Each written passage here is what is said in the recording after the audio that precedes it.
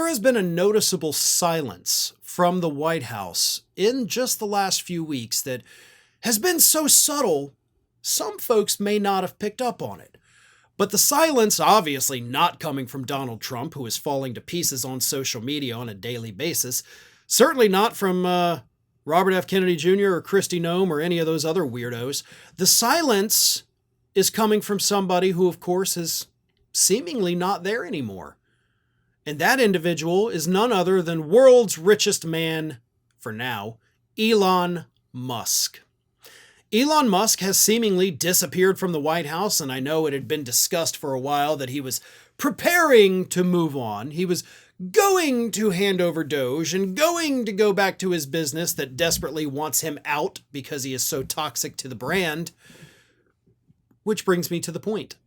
It's not just Tesla that Elon Musk has become too toxic for. It apparently is the entire Republican Party, including the Trump administration itself.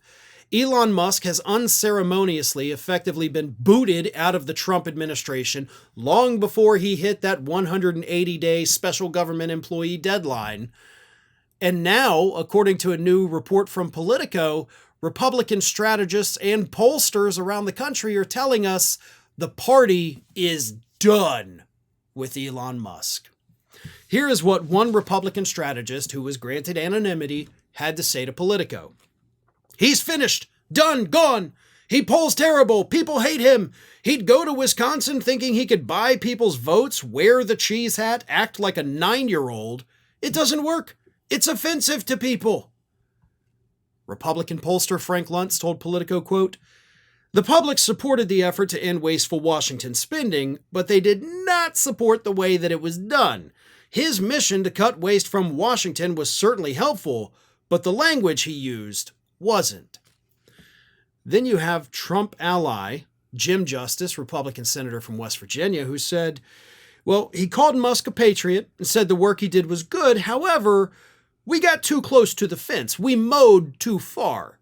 We just adjust. That's the process that's going on. Now, I don't know what that means, right? Like, we mowed a little close to the fence. What exactly does that mean? Because, you got to mow all the grass. You can't just leave one strip close to the fence. And if you do, you go back and you get it with the weed eater, right?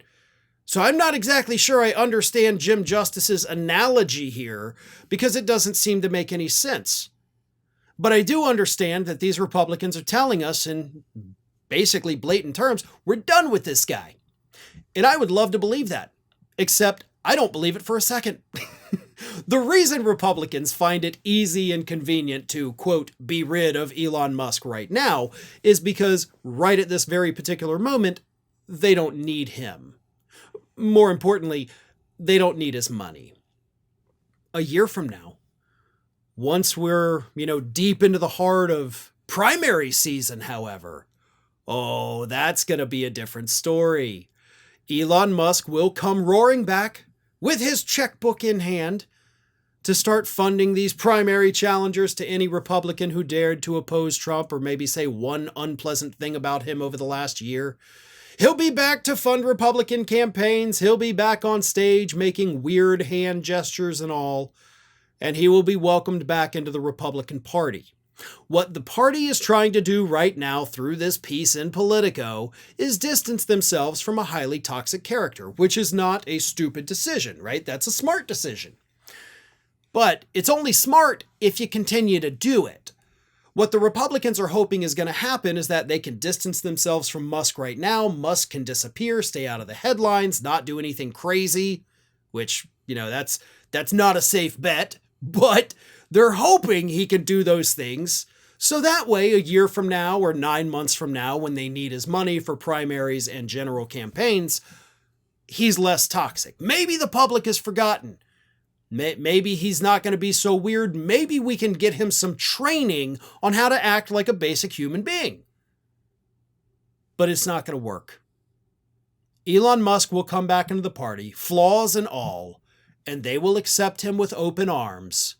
Because at the heart of it, they're a bunch of greedy SOBs willing to overlook Elon Musk's weirdness because they want their hands on his money. Thanks for watching, everybody, and if you're not already, please subscribe to the channel. We got fresh content every day for you. And if you want to follow us across social media, make sure you check out all of the social links that we have posted in the description of this video.